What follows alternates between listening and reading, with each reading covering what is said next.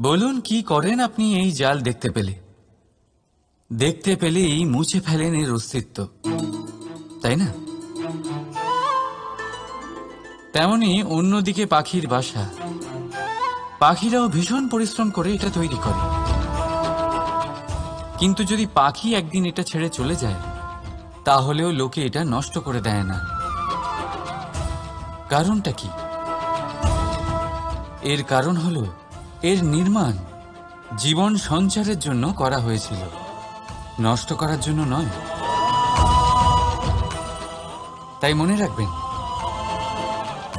জীবনে আপনার পরিশ্রম যতই বেশি হোক না কেন, যদি আপনার লক্ষ্য শুভ না হয়, তাহলে আপনারও বিনাশ নিশ্চিত।